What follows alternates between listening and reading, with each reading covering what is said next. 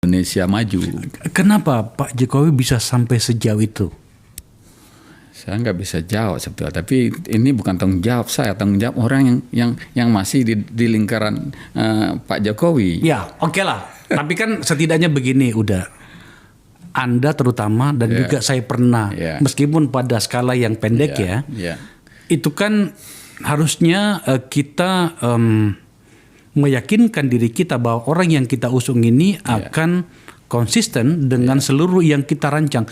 Karena waktu itu pemirsa saya mau sampaikan bahwa betapa bagus dan betapa gigih kami dulu menyiapkan seluruh program itu. Nawacita itu bukan program sederhana loh.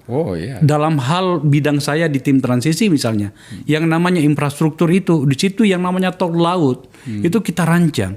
Saya nggak ngerti secara teknis, tapi tak kumpulkan profesor terbaik dari Indonesia, itu seluruh Indonesia, pakar-pakar terbaik. Nah, maksud saya adalah ini udah saya ingin merekatkan dan menggugah pikiran kita kembali bahwa ketika ada satu organ masyarakat bernama partai politik di mana ini menjadi tanggung jawabnya tidak cukup awas atau barangkali abai menyangkut dengan rekrutmen para calon pemimpin ini pada berbagai level.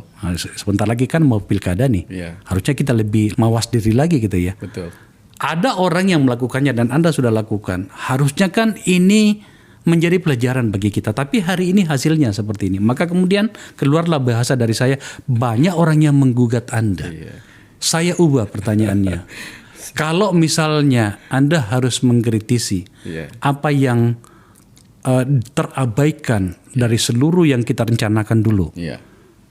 Apa gitu gerangan? Sebetulnya kan seseorang pemimpin yang lumayan menunjukkan konsistensinya, misalnya 5 tahun, tapi kemudian di ujung melakukan perubahan drastis, itu bukan tanggung jawab kita yang nyari. Oke.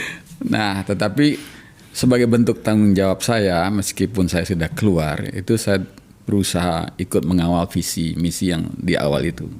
Nah, saya gunakanlah kesempatan hubungan baik itu untuk memberikan masukan secara reguler ke beliau. Ya, kalau ada hal-hal penting saya siapkan dengan serius, lalu saya sampaikan. Kita akan bahas itu udah.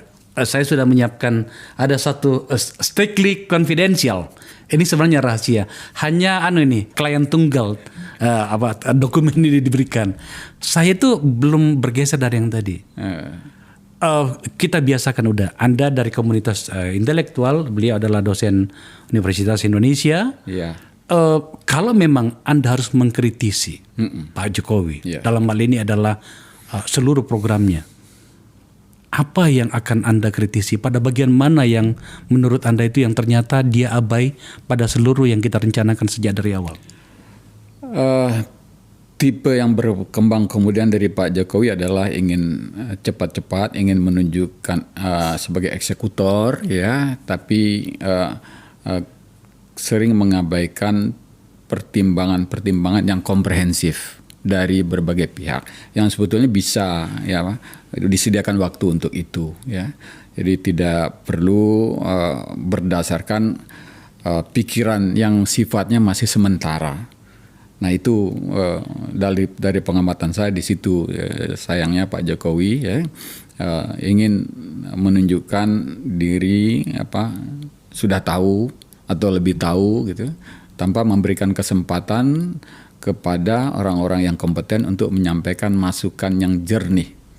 Nah tapi ini saya duga juga orang-orang di sekitar Pak Jokowi itu nggak berani juga menyampaikan hal-hal yang seharusnya, sehingga lahir kristalisasi pemikiran yang memang sudah merupakan pikiran paripurna untuk dieksekusi. Seperti apa udah? Banyak cara saya kalau misalnya pembangunan infrastruktur yang mana begitu taruhlah ini sekarang IKN Kita bicara IKN. Anda adalah salah seorang dari pengusung perancang IKN bersama beberapa orang lagi. Tapi kalau saya punya catatannya, tidak sempat saya tampilkan. Anda adalah orang yang totally memikirkan bagaimana pentingnya ibu kota baru Ya. untuk menggantikan peran Jakarta yang sudah betul-betul sangat berat. Ya. Tetapi kemudian tampaknya pada beberapa bagian Anda itu kecewa. Oh iya. Apa Terus yang terang. Iya. apa yang membuat Anda kecewa? Karena misi dan beberapa tujuan dari IKN ini makin lama makin mengerucut, makin mengerdil. Ya. Ya, terakhir makin sering digaungkan ini sebagai simbol, kemudian bergeser juga menjadi kota untuk mendatangkan investor, ya. Sebetulnya bukan itu. Ini konsep ini ya sejalan dengan visi misi untuk membangun Indonesia yang lebih baik, yang lebih berkualitas. Oke. Masalah kita di pemerataan misalnya. Pemerataan itu termasuk pemerataan antar wilayah. Maka fungsi IKN ini tadi kita pikir adalah untuk menggerakkan wilayah-wilayah di Kalimantan dan kawasan timur, dan untuk mentransformasi ekonomi di Kalimantan dan di kawasan timur. Tetapi ketika ide ini berubah menjadi untuk menumpuk juga investasi besar di situ, ini udah bertabrakan dengan misi yang untuk pemerataan antar wilayah itu. Ya, memang misi untuk menghasilkan smart city-nya tetap jalan, ya. Kota hijau, kota hutan tetap jalan, ya. Tetapi ketika dilupakan bahwa fungsinya untuk menggerakkan ekonomi, misalnya potensi-potensi di Kalimantan sendiri, ya, saya sering buatkan juga itu Tenggarong, misalnya bisa dihidupkan menjadi kota pariwisata. Nah, fungsi IKN adalah menstimulasi itu. Kawasan industri Karyanggau misalnya nggak jalan karena memang nggak ada daya tariknya di situ. Nah, dengan adanya IKN itu dia menjadi menarik. Nah, itu yang dihidupkan. Pasir, Tanah Grogot, Kota Baru di perbatasan Kaltim Kalsel, ya itu yang harusnya jadi digerakkan oleh adanya IKN, bukan malah memusat perhatian kita untuk membesarkan IKN sekaligus sebagai kota bisnis. Nah, ini saya memang menyayangkan. Tidakkah memang ibu kota negara itu seperti yang ada yang sedang direncanakan ini? Pusat pemerintahan. Ya, pusat pemerintahan ya. Pusat pemerintahan dengan seluruh semangat yang ada di dalamnya berikut dengan target-target dan tujuan. Ya. Kenapa sampai kemudian udah malah sangat keras mengkritisi konsep yang Anda bikin sendiri itu? Ya, karena kan kampanye yang dilakukan adalah mendatangkan investor sekian triliun, datang orang sekelas Elon Musk, merayu orang seperti sekelas Bill Gates dan lain-lain, ya, yang kemudian sempat dikasih angin surga oleh mereka. Mereka akan naruh sekian triliun. Ini pernyataan Anda nih. Oh ya. Andrinov Caniago kritik Luhut soal IKN, bukan perang. Ya. Kemudian pencetus pemindahan ibu kota Andrinov Caniago ungkap target berlebihan datangkan investor. Iya. Ini juga nih pencetus pemindahan ibu kota Andrinov Caniago, kegeliran elit anggap pembangunan seperti perang dan seterusnya dan seterusnya. Iya. Singkat cerita, menurut Anda IKN yang Anda rancang itu tidak seperti yang ada sekarang? Yang saya bayangkan ya, dengan tim visi Indonesia 2033 banyak yang melebar tapi tidak solid, ya. Oke. Nah, kalau yang misi satu paket untuk beberapa misi itu adalah ya kita memang harus menghadirkan kota publik yang dibangun oleh Republik ini sendiri. Oke. Ya. Dan juga bukan sebagai antitesa terhadap kota yang dibangun oleh swasta di tahun 80-an, di mana kota itu menjadi kota yang eksklusif, tidak adil. Nggak ada rumah susun di situ, nggak ada transportasi publik di situ. Contohnya BSD, ya.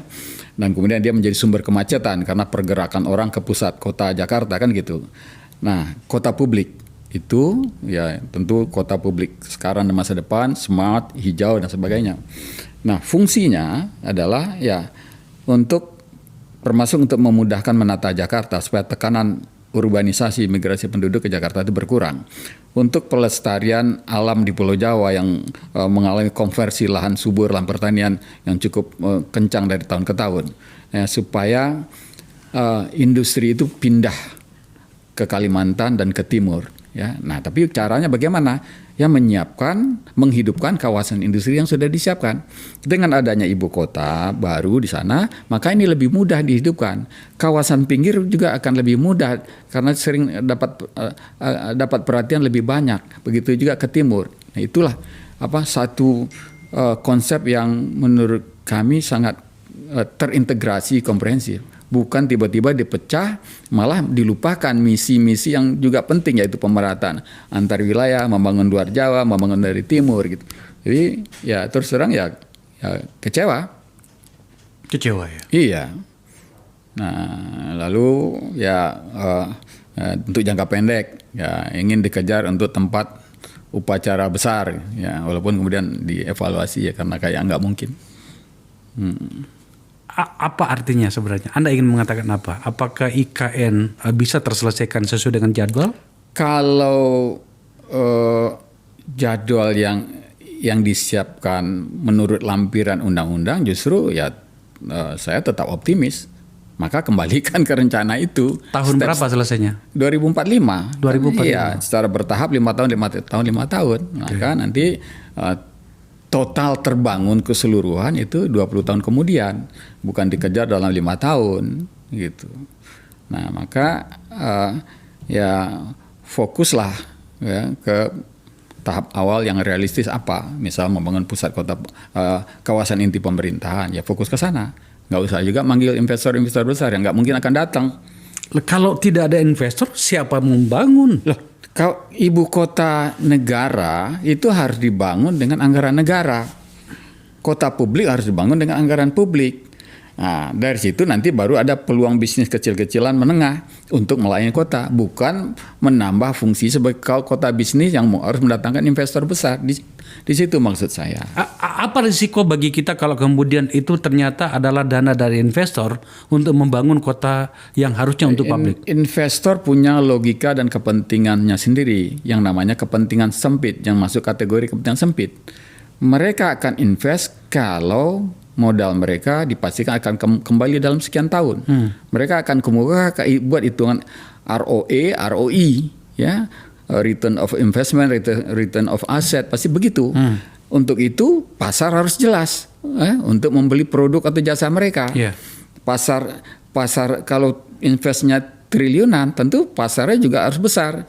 Daya belinya, jumlah populasinya. Yeah. Nah, kalau itu yang kita ingin tetap datangkan, ya kita harus menyediakan pasarnya. Maka jadinya pemerintah malah berusaha menyiapkan pasar untuk si investor. Dalam konteks IKN, dengan kacamata investor tadi, di mana kemudian tentu saja hitung-hitungan untung rugi menjadi faktor utama. Nggak mungkin. Apa yang investor bisa lihat sebagai potensi untuk keuntungan pada situasi IKN?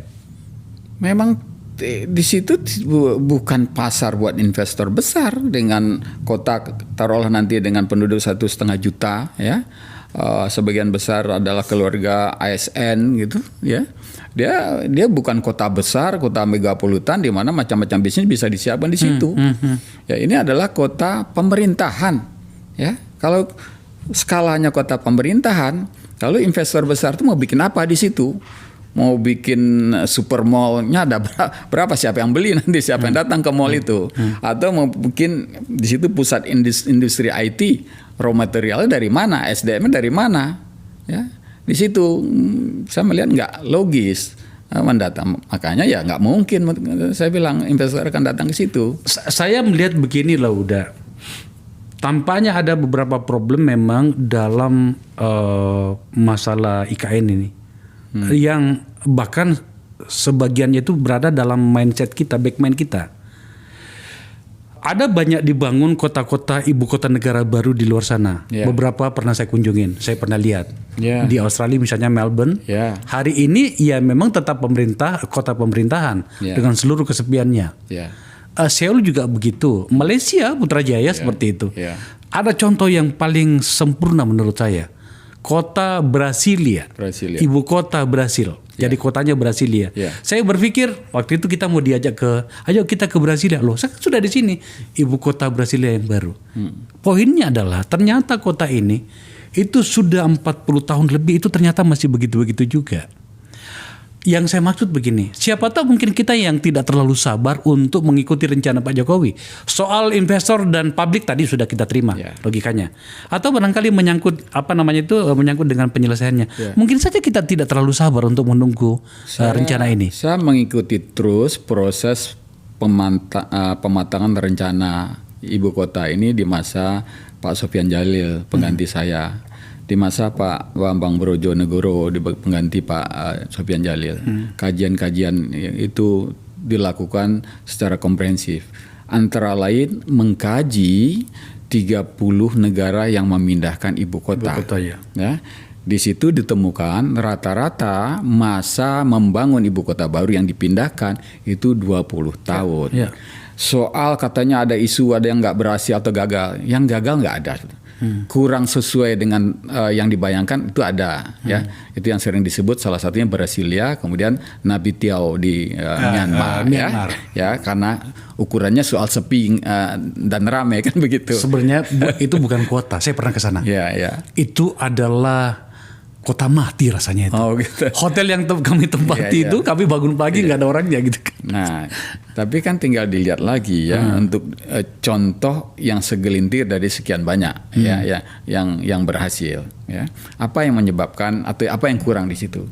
Nah, itu kan kita tinggal tutupi gitu. Tapi menurut saya kalau soal ancaman sepinya nggak mungkin di Kalimantan itu.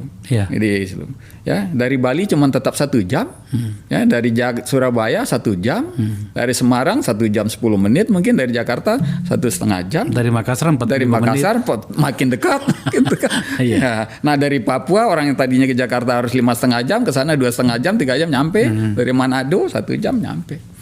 Jadi secara kalau soal nanti sepi itu nggak mungkin.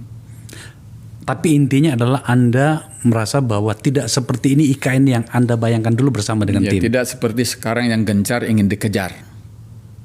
Ya, tidak seperti yang sekarang ingin dikejar, ngejar investor ke sana kemari, ya, investor kelas dunia, bukan itu. Kalau mau cari investor, carikanlah investor untuk Sangatta, untuk Bontang, untuk Mamuju, untuk Palu, untuk Pasir, untuk Kota Baru, untuk Tanah Grogot itu. Tapi kok itu konsepnya begitu. Tapi kok